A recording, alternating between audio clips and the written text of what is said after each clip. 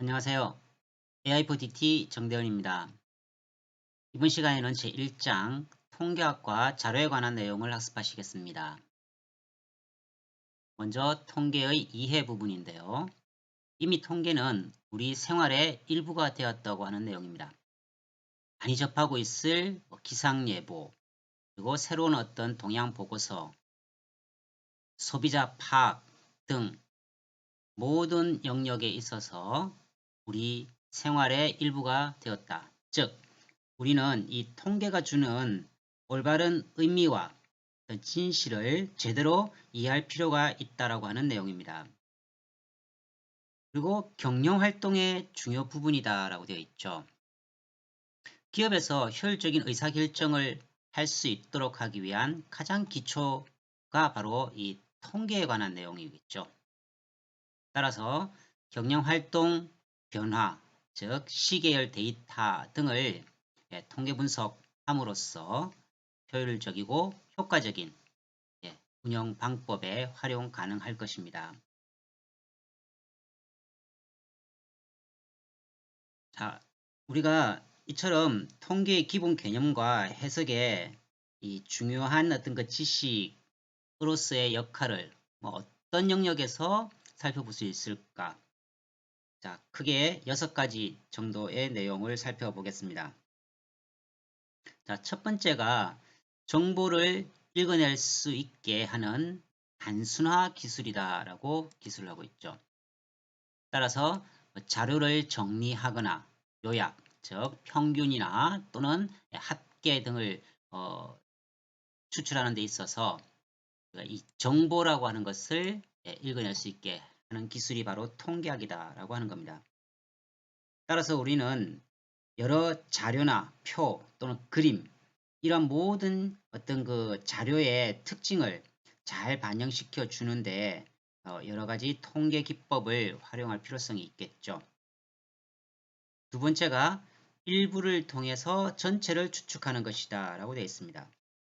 우리가 전수조사를 한다고 하면 정확한 데이터를 추출할 수 있겠지만 현실은요 그렇지 못하죠. 그래서 샘플을 통해서 제가 그 모 집단의 어떤 특성을 즉 우리가 모수라고 표현을 하는데요. 뒤에서 다시 상세히 다루겠습니다. 이러한 모수를 추측할 수 있는 것이 바로 통계의 힘이겠죠. 세 번째는 규칙성을 통해서 새로운 법칙을 창출한다입니다. 우리가 가장 많이 만나는 이 통계, 바로 이 경제 어떤 그 현상과 인구에 관한 이런 통계가 주로 활용되고 있죠. 따라서 우리가 경제 활동을 어떻게 하고 또 그러한 여러 가지 문제점에 대한 대책을 어떻게 수립해 나갈 수 있을지에 관한 정책 마련 등에도 다 이 통계학을 활용할 수 있을 겁니다. 자, 네 번째는 대수의 법칙 부분입니다. 자, 통계 수치에서 우리가 가장 많이 접하는 것은 바로 이 평균이겠죠. 그래서 평균에는 여러 가지 종류가 있을 수 있지만 대개의 경우는 이제 단순 산술 평균 등을 많이 활용하겠죠. 이 평균이 의미를 가지려면은요, 조사 대상이 가능하면은 큰 수여야 될 것입니다. 그래서 여기서 우리가 이 대수의 법칙이라고 하는 표현을 쓸 수가 있습니다. 다섯 번째가 통계는 관계를 설명해 준다. 변수 간, 즉 독립변수 또는 종속변수 간의 어떤 상관관계와 인과관계 등을 구분할 수 있다라고 하는 겁니다. 상관관계와 인과관계를 여러분들이 정확하게 구분을 좀 하셔야 됩니다. 뒤에서 다시 한번 다뤄보고요. 여섯 번째가 확률과 짝으로 구성되어지는 존재이다라고 되어 있습니다. 이 통계가 현실에 존재하는 특성, 특정 사실이나 또는 그 조사하고자 하는 변수의 그 빈도에 대한 분석이라고 한다면요. 바로 이 확률이라고 하는 것은 현재보다는 미래에 발생할 어떤 사실이나 또는 변수의 빈도에 관련된 것이라고 할 수가 있습니다. 따라서 우리가 의사결정을 위한 어떤 사고의 틀로 이 사용을 하기 위해서는 통계라고 하는 것이 항상 확률과 동시에 이렇게 구성을 많이 한다라고 하는 것이죠. 다음은 수치 자료와 통계학이라고 하는 파트입니다. 먼저 자료 수집, 자료 요약, 자료 기술, 그리고 자료 해석 등을 위한 이런 원리와 과정을 다루는 어떤 그 기술 혹은 과학을 우리가 통계학이라고 이제 할 수가 있다라고 하는 것이죠. 그래서 이러한 그 현실을 대변하는 이러한 수치 자료를 수집 분석하고요. 그 결과를 제시하면서 해석하는 바로 기술이라고 할 수가 있겠죠. 자, 그러면은 우리가 이 자료라고 하는 것이 무엇일까를 먼저 살펴보겠습니다. 여기서 우리가 이제 데이터라고 하는 표현을 쓰고 있죠. 자, 여러분들이 뭐 경영학을 통해서 이미 습득을 하셨는지 모르겠습니다만, 자, 이 데이터들의 집합이 바로 정보죠. 그다음에 정보가 모여서 다시 지식이 됩니다. 그다음에 지식이 모여서 뭐 지혜로 이어지는 이러한 구조적인 어떤 특성을 여러분들이 한 번쯤은 접해 보셨을 거예요. 따라서 이 데이터라고 하는 것은 특정 사실이죠. 특정 사실에 대한 결과 제시와 해석을 위해서 수집 분석 요약한 여러 사실들과 뭐 수치에 관한 개념으로서 우리가 데이터를 정의할 수가 있겠습니다. 그러면 여기서 우리가 데이터와 정보 간에 서로 어떠한 차이점이 있는가를 한번 체크해 볼게요. 여기 보시면 뭐 홍길동, 운동화, 뭐 신발 사이즈, 뭐 금액 여러 가지가 있을 수 있죠. 자, 뭐 이러한 것이 하나의 정보로까지 과연 활용 가능한가라고 하면은 아니라고 하는 거죠. 단순한 데이터라고 하는 것이죠. 특정 사실, 팩트를 우리가 데이터라고 정의를 했습니다. 그렇지만 이러한 여러 데이터들이 모여서 우리가 하나의 정보로 이어질 수 있다고 하는 거죠. 보시면 뭐 상품은 운동화, 그다음에 판매량 뭐 1200개, 가격은 뭐 9,000원이라 했을 때 이러한 데이터가 여러 개가 이렇게 쌓이면은요 하나의 영업 실적이라고 하는 하나의 정보가 되는 것이죠. 그래서 판매량 토탈이 얼마, 그다음에 뭐 가격 평균이 얼마, 뭐 이런 식으로 했을 때에는 하나의 정보가 된다라고 하는 것입니다. 그래서 먼저 이 데이터와 정보는 차이가 있다라고 하는 겁니다. 조금만 더 깊이 있게 좀 다뤄 보겠습니다. 먼저 우리가 이 데이터라고 했을 때에는 두 가지로 구분합니다. 형식지와 암묵지입니다. 형식지와 암묵지를 서로 구분할 필요성이 있습니다. 자, 형식지는 뭐라 되어 있습니까? 암묵지가 문서나 매뉴얼처럼 외부로 표출되어 여러 사람이 공유할 수 있는 지식을 형식지라고 해놨죠. 반면 암묵지는요. 학습과 체험을 통해 개인에게 습득되어 있지만 겉으로 드러나지 않는 상태의 지식이라고 되어 있습니다.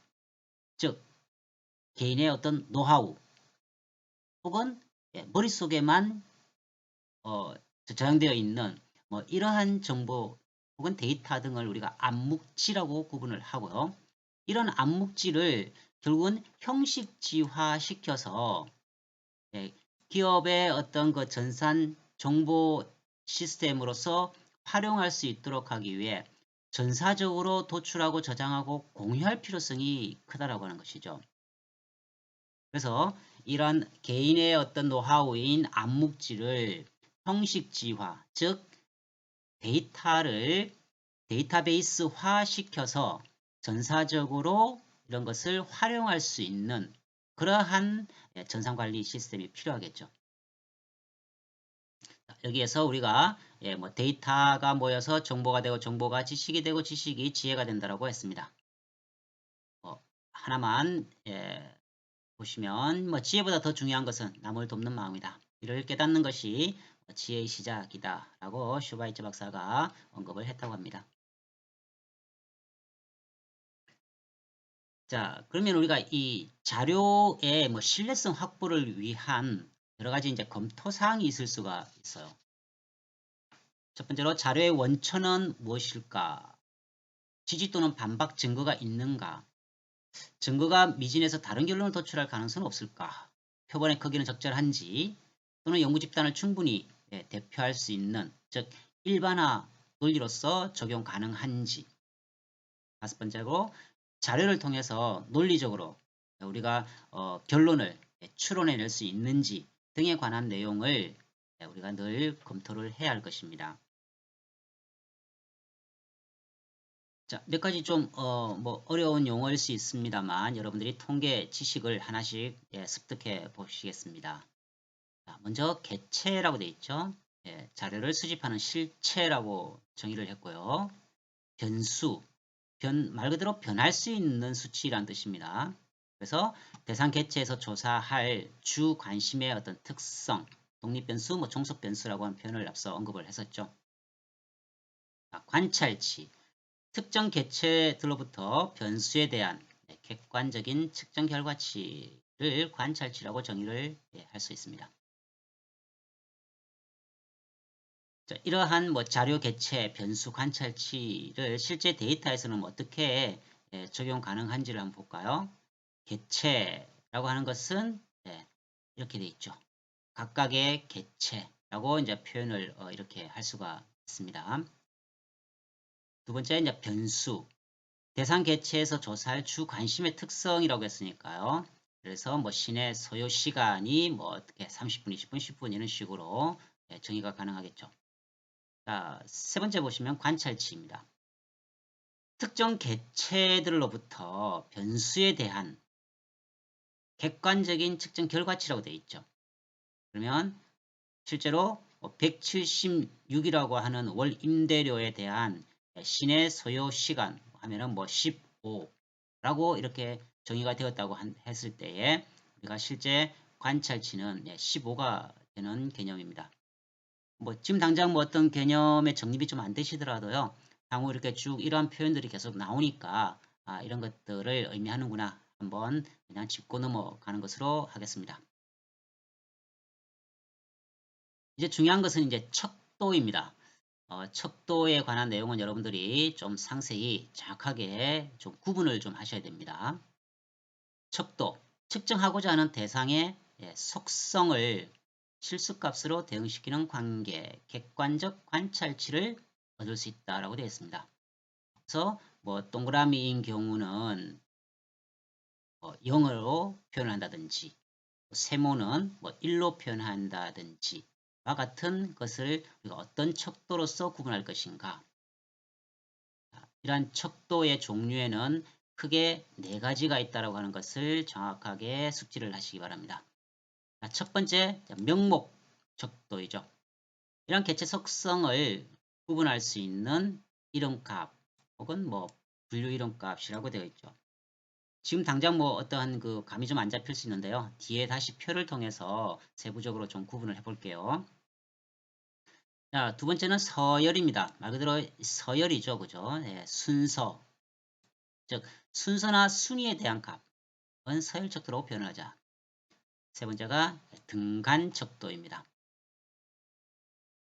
구분을 짓는다는 것이죠. 그죠? 서로 일정 등 측정 간의 데이터를 이렇게 구분 짓기 위한 어떤 것을 우리가 등간 척도라고 표현합니다.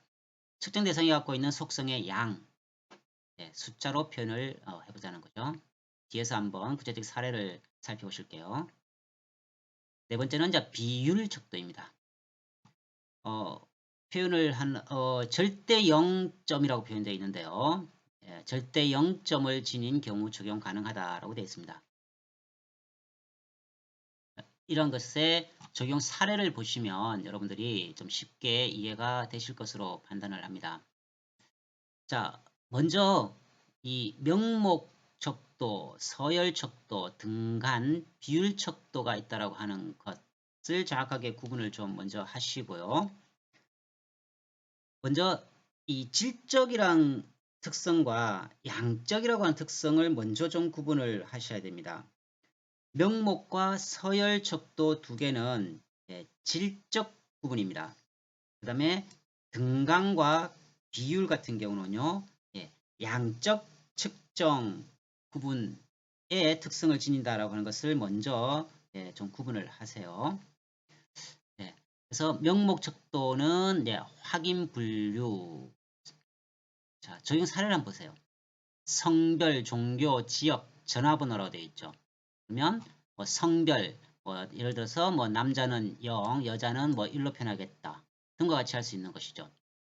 그렇지? 종교 역시 뭐 이런 뭐 불교, 이는 뭐 기독교 뭐 이런 식으로 할 수 있겠죠, 그죠? 지역도 마찬가지입니다.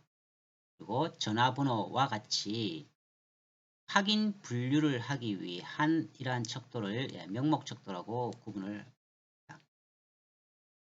이제 서열 척도는 말 그대로 순위죠, 그죠? 그래서 순위를 분류할 때 보시면 뭐 주로 이제 선호도 영역에서 많이 활용한다는 거죠. 우유보다는 홍차를, 홍차보다는 뭐 커피를 더 좋아한다라고 했을 때는 서열 척도로 구분을 할 수가 있죠. 그리고 대표적인 것이 이제 석차이겠죠. 자, 다음 등간 척도는 말 그대로 간격이라고 되어 있습니다. 등간 척도 혹은 우리가 이제 구간 척도라고도 표현을 합니다. 등간 척도, 구간 척도. 대표적인 것이 온도, IQ, EQ, 뭐 광고 인지도 등 리커트 척도, 뭐 만족, 불만족이라고 표현하고 있는데요. 리커트 척도라고 하는 것은 주로 우리가 이제 5점 척도 내지는 7점 척도를 많이 씁니다. 뒤에서 한번 사례를 살펴보실게요. 자, 그 다음에 비율 척도입니다. 절대적, 아까 0점이라고 표현을 썼죠. 따라서 거리, 나이, 무게, 시장 점유율이나 매출액, 이러한 것을 구분을 할 때에는 우리가 절대 0점이라고 하는 이러한 크기로서 비율을 한다는 겁니다. 그래서 예를 들어서 나이가 어디부터 어디 몇 살 때, 즉 20대, 30대, 40대 등과 같이 절대적 크기를 상호 비교할 때 우리가 쓰는 척도가 비율 척도입니다. 앞으로 이제 구체적 사례를 통해서 또는 주로 이제 설문 등을 할 때에 이러한 설문 문항이 명목 서열 등간 비율 척도 중에서 어디에 해당되는지에 관한 이러한 구체적 사례들을 나중에 한번 살펴보시겠습니다.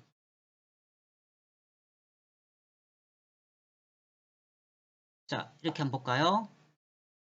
보통을 기준으로 동의한다, 동의하지 않는다, 매우 동의한다 등과 같이 7점 척도로 구분을 했죠. 리커트 7점 척도로 현재 측정을 한다고 가정을 했을 때에 뭐 미남 미녀라고 동의하십니까? 뭐 매우 동의합니다라고 하는 이러한 뭐 설문조사를 한다고 했을 때 어떤 척도에 해당되겠습니까? 등간 척도이겠죠. 자, 우리가 앞서 이제 질적 자료와 양적 자료로 먼저 구분을 좀 하자고 했었죠. 그래서 질적 자료에는 명목 서열 척도입니다. 그 다음에 양적 자료는요, 구간 척도와 혹은 비율 척도와 같이 양이나 개수 등을 구할 때 주로 많이 활용하면서 평균 혹은 분산 등의 연산의 어떤 그 의미를 지닐 때에 많이 활용을 합니다. 구체적인 사례는 향후 살펴보도록 하겠습니다.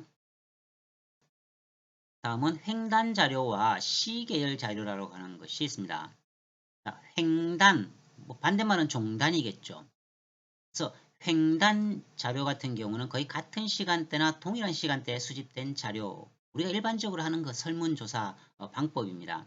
하지만 이런 동일한 어떤 그 시간대가 아닌, 즉 월별 또는 연도별 동일한 방법으로 반복한다고 하면요, 그때는 바로 이 종단이 됩니다. 그래서 이런 종단, 즉 시계열 자료가 되는 것입니다. 물론 여러분들이 언뜻 생각하시기에도 이런 횡단 자료 분석 방법보다는 종단 분석 방법이 시간과 어떤 노력과 또는 뭐 비용 관점에서도 굉장히 많은 비용이 필요하겠죠. 따라서 시간의 흐름에 따라서 수집된 자료는 종단 자료 또는 시계열 자료라고 표현한다는 것을 서로 구분을 좀 하시면 좋겠습니다. 다음은 기술 통계학인데요. 통계학의 영역은 크게 두 가지로 구분한다는 겁니다. 그래서 기술 통계학과 추론 통계학, 기술 통계학, 추론 통계학 크게 두 가지로 구분한다는 것을 꼭 기억을 하시기 바랍니다. 자, 먼저 기술 통계학은요. 표나 그래프, 수치로 조사 대상의 자료를 분류하고 정리하고 요약하는 일반적인 통계학 방법을 기술 통계학이라고 표현합니다. 데이터에 대한 뭐 평균을 뽑고 또는 합산을 계산을 하고 이와 같은 것을 다 기술 통계학이라고 표현할 수가 있겠죠. 두 번째는 추론 통계학, 추측하는 것이죠. 모집단으로부터 추출한 샘플, 표본의 자료를 이용해서 가설을 추정하고 검증하는 통계학. 네, 굉장히 이제 어려운 영역일 수가 있습니다. 모집단으로부터 추출한 샘플, 즉 샘플을 통해서 모집단을 추측하는 것이죠. 그죠? 그래서 우리가 이런 것을 추론 통계학. 그럼 어떤 방법에서 추론할 것인가? 거기는 모집단의 평균이 어느 정도 나올 것이다 라고 하는 가설을 세우죠. 이런 가설을 우리가 검증한다고 표현합니다. 검증이 아니고 검정입니다. 그래서 가설 검증을 통해서 즉 샘플을 통해서 이렇게 모수라고 하는 모집단의 특성을 추정하는 것을요.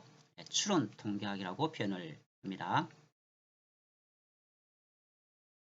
자, 먼저 모집단을 한번 볼까요? 관심을 갖는 구성원 전체를 모집단이라고 하겠죠. population이라고 하는 모집단. 그 다음에 표본입니다. 샘플이죠. 모집단의 부분 집합. 그래서 모집단에 대한 결론 도출에 활용 가능하다. 다음은 이 통계 자료를 실제로 경영 활동이 어떻게 적용 가능한가라고 하는 문제입니다.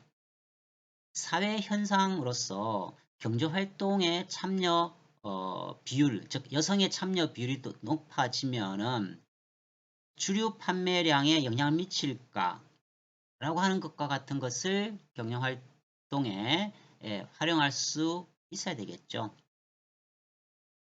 1인 가구 수가 약 30%에 도달했습니다. 이러한 사회 현상이 햇반이나 컵밥 같은 것의 매출과 어떤 상관관계가 있을까 혹은 인과관계가 있는지 등에 관한 것을 경영활동에 활용할 수가 있어야 되겠죠. 여러분들이 궁금한 여러 통계 데이터들은 우리가 통계청 데이터를 통해서요 얼마든지 활용 가능하다라고 하는 것을 염두에 두시기 바랍니다. 자, 통계 추론 앞서 간단히 살펴보셨습니다만 왜 표본을 쓰는가에 대한 첫 번째 이유는 바로 전체 모집단을 연구하는 것보다 샘플만으로서 간단하게 우리가 추정할 수 있기 때문에 비용 문제, 시간 문제, 때때로 위험을 동반한 실험일 경우 그렇죠. 직접 뭐 체험하면서 이렇게 할 수는 없는 상황이 많이 있겠죠. 따라서 이제 파괴 검사를 해야 하는 이런 경우에도 우리가 통계를 활용하는 것이 매우 유익하겠다라고 하는 겁니다. 통계 처리 과정을 한번 살펴볼게요. 기존에 어떤 이론이 있으면 이 이론으로부터 가설을 설정을 하고 관찰, 그래서 뭐 일반화 또는 뭐 결정, 재가설 과정 등을 거쳐서 새로운 이론으로 정립해 나가는 이러한 과정을 거치게 되어 있습니다. 물론 여기에는 이제 우리가 이론으로부터 어떤 연역, 그 다음에 가설을 설정을 하고 뭐 자료를 수집해서 관찰을 한 후에 표본을 통계기법을 활용을 해서 일반화시켜 나가게 되는 거죠. 자, 이러한 뭐 새로운 이론으로까지 가기 위해서는 귀납이라고 하는 절차를 거칩니다. 그러면 구체적으로 연역과 귀납이 어떻게 차이 나는지를 한번 살펴볼게요. 연역법에 관해서 한번 살펴볼게요. 자, 일반적인 원리로부터 이 특수한 명제를 도출한다 되어 있죠. 대표적인 것이 이제 이 3단 논법일 수 있겠습니다. 자, 대전제, 소전제, 결론 과정이죠. 예를 보시면 이해가 되실 건데요. 모든 사람은 죽는다. 나는 사람이다. 그러므로 나도 언젠가는 죽을 것이다. 라고 하는 이런 3단 논법을 우리가 생각해 볼 수가 있습니다. 여기에서 바로 이 전제죠. 전제가 참이면 결론 역시 무조건 100% 참이라고 하는 것을 기억을 하시기 바랍니다. 자, 근데 여기서 우리가 이제 대전제의 오류를 범할 수가 있어요. 미는 잠꾸러기다. 그럴 수도 있고 사실은 아닐 수도 있습니다. 그죠? 어쨌든 이러한 대전제가 우리가 참이라고 출발을 했을 때에 A는 잠꾸러기가 아니라고 했을 때는요. 결국 A는 민이 아니다라고 결론을 도출한다고 했을 때에 뭔가 조금 오류가 있어 보입니다. 그죠? 그리고 우리가 또 기억을 하셔야 될 부분은 바로 이 표본의 증가입니다. 100마리 까마귀가 모두 검다라고 되어 있죠. 그럼 1000마리의 까마귀가 모두 검더라고 했을 때에 우리가 1001마리째 까마귀는 반드시 검을 것이다 라고 결론을 도출할 수가 있을까요? 여러분이 언뜻 생각해 보셔도 이 표본이라고 하는 것이 증가할수록 통계에 있어서는 훨씬 모집단을 정확하게 추정할 수 있는 것은 사실입니다만 이러한 대전제의 어떤 그 오류에 의해서 표본 수가 증가하더라도 반드시 이 일반적인 원리에 접근하지 못하는 경우도 있다라고 하는 것, 즉 통계에 많은 오류가 있을 수 있다라고 하는 것을 여러분들이 반드시 기억을 하셔야 됩니다. 그래서 통계라고 하는 것을 전제로 우리가 어떤 이론을 정립을 할 때에 이게 100% 확신을 하면은 굉장히 많은 오류들을 범할 수 있다라고 하는 거겠죠. 자, 두 번째 기납법을 한번 살펴볼게요. 자, 특수 사실로부터 일반적 원리를 만들어 나가는 기법입니다. 자, 보시면은 전제가 참일지라도 그 결론이 반드시 참이라는 보장은 없다라고 되어 있습니다. 자, A 새는 난다, B 새도 난다, C 새도 난다. 따라서 모든 새는 날 수 있다 라고 하는 결론을 도출해 버렸을 경우 어떤 오류를 범할 수 있습니까? 뭐 날지 못하는 새도 많이 있죠. 그죠? 따라서 이러한 통계적 어떤 귀납 논증의 문제는 바로 이 참과 거짓의 문제가 아니라요. 바로 어느 정도 효과적으로 설득해 나가느냐의 문제라는 뜻입니다. 즉, 이 설득력을 높이기 위해서 우리가 이러이러한 통계 기법을 활용을 했으니 좀 믿어달라 이런 식으로 상대방을 어떻게 해야 돼요? 설득해 나가는 문제이거든요. 그래서 통계라고 하는 것이 100% 모든 것을 검증할 수 있는 이런 방법은 아닐 수 있다라고 하는 것을 항상 전제로 통계를 활용하셔야 될 겁니다. 자, 다음에 통계에 있어서 우리가 또 반드시 기억을 하셔야 될 부분이 바로 상관관계와 인과관계입니다. 자, 여러분들이 많이 아시는 이 상관관계라고 하는 것은요, 서로 상관, 즉 관련성이 있다라고 하는 것이죠. 그래서 스마트폰 게임 중독자는 아무래도 공격성이 조금 강할 수밖에 없을 겁니다. 그러면 공격적인 사람은 반드시 이 스마트폰 게임 중독에 의해서 이러한 원인에 의해서 이런 결론으로 도출 가능할까? 아닐 수 있죠. 반드시 그렇지는 않다라고 하는 겁니다. 그죠? 그래서 우리가 여기에 영향을 미칠 수 있는 요인 중에 하나, 즉 우리가 조절 변수 역할을 할 수 있는 것이 바로 부모 지도 여부일 수 있을 겁니다. 이처럼 인과관계와 어떤 상관관계에 있어서 우리가 서로 좀 구분을 정확하게 해야 한다는 겁니다. 따라서 상관관계 분석을 하고요. 그 다음에 인과관계 분석의 대표적인 것이 바로 회귀분석 방법을 활용한다는 것입니다. 자, 다음 문제를 한번 볼까요? 코로나19 창궐과 기상예측의 오류 증가와 서로 상관관계가 있겠습니까? 실제로 있다라고 하는 것이 결론입니다. 비행기 운행이 매우 감소되었죠.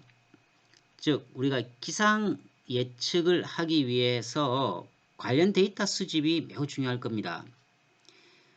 이 기상 예측에 필요한 관련 데이터는 인공위성, 무인항공기, 기상 관측소, 또 국내 혹은 국제선 항공기, 선박의 그 다음에 바다의 부표 등 매우 다양한 이 장소와 장비들을 이용해서 수집하고 있거든요.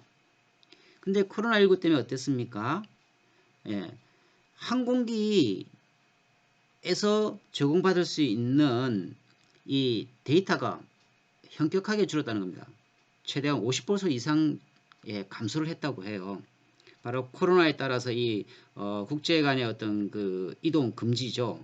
봉쇄령으로 인해서 비행기 전송의 데이터가 현격하게 떨어졌기 때문에 기상 예측에 오류가 증가할 수밖에 없었다고 하는 겁니다. 실제 항공기 데이터를 제거할 경우에요. 이 단거리 바람 혹은 기온 예측 정확도가 최대 15% 이상 저하됐다고 합니다. 이처럼 우리가 상호 관련성이 있다라고 하는 거죠. 그래서 여러분들이 인과관계와 상관관계가 다르다라고 하는 것은 반드시 기억을 하셔야 됩니다.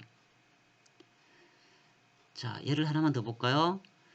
자, 일교차가 10도 이상 벌어지면 매우 큰 일교차라고 표현을 한다고 하네요.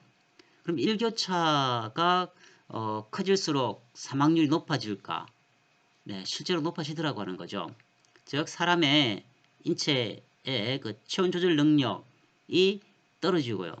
순환이나 호흡기계의 어떤 장애로 인해서 충분히 사망률이 높아질 수 있다라고 발표가 되고 있습니다.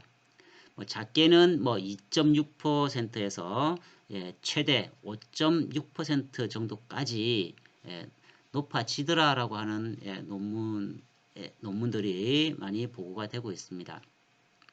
자, 여기서 이제 여러분들이 인과관계와 상관관계가 서로 다르다라고 하는 것을 정확하게 기억을 하시기 바랍니다. 자, 결론은 이렇습니다. 자, 두 변수 간에 상관관계가 있어도 인과관계가 있지는 않습니다.